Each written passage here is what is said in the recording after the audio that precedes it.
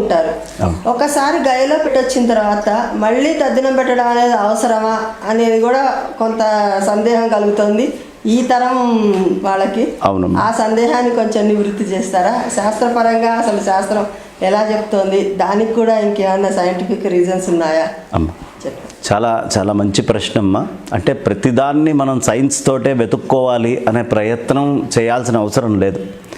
మన ఋషి చెప్పాడు అంటే అది ఆప్తవాక్యం. ఆప్తవాక్యాన్ని ఆచరించి తీరాలి. దీంట్లో ప్రధానమైనటువంటిది ఏంటి అంటే, మనం గయలో శ్రాద్ధం పెట్టినంత మాత్రాన నిత్య శ్రాద్ధాలు ఆపాలి అని ఎక్కడా చెప్పబడలేదు. గయాశ్రాద్ధం విశేషమైనటువంటి ఫలం ఇస్తుంది. అంటే ఇప్పుడు ఒక చిన్న విషయం, మనం మామూలుగా రోజు భోజనం చేస్తున్నాం. ఒకానొక సందర్భంలో చాలా అద్భుతమైన కార్యక్రమమై పంచభక్ష పరవాణాలతోటి చాలా విశేషంగా మనం ఒక 10 మందిని పిలుచుకొని అన్నం పెట్టుకున్నంత మాత్రాన మళ్ళీ రేపటి భోజనం నేను చెయ్యాలా వద్దా అని ఆలోచించాల్సినటువంటి అవసరం లేదు. ఎప్పటి శ్రాద్ధము అప్పుడు ఆచరించి తీరాల్సిందే. ధర్మశాస్త్రము ఏమీ గయలో పెడితే ఇది ఎక్సెప్షన్, ఇంకా మళ్ళీ పెట్టాల్సిన అవసరం లేదు అని చెప్పాల.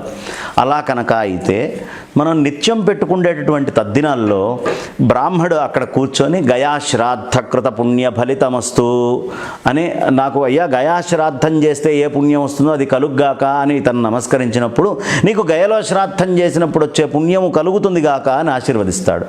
మరి అది మనకి చెప్పినటువంటి వాక్యము చక్కటి ఈ ఆప్తవాక్యం వృధా అయింది కాదు.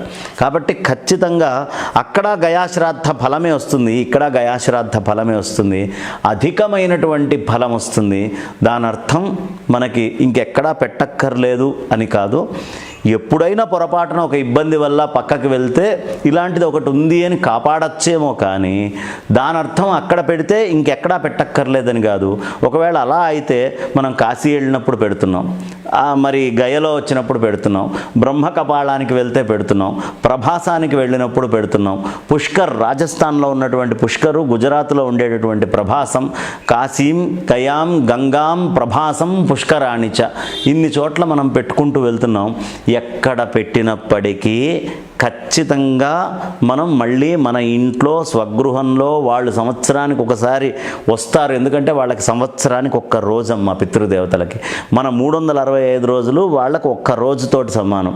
కాబట్టి ఒక్క రోజు సంవత్సరానికి నీ ఇంటికి వస్తారు అంటే అక్కడెక్కడో గయలో పెట్టానండి అది సరిపోతుంది అని ఎందుకు అనాలి? మనం ఆనందంగా పితృదేవతలకు పెట్టుకుందాం. కాబట్టి ఎక్కడ పెట్టినా మళ్ళీ ఖచ్చితంగా ఇంట్లో ఆబ్దీకాదుల్ని నిర్వహించుకొని తీరాలి. దీంట్లో అనుమానం లేదు. ఖచ్చితంగా ఆ పని చెయ్యాలమ్మా.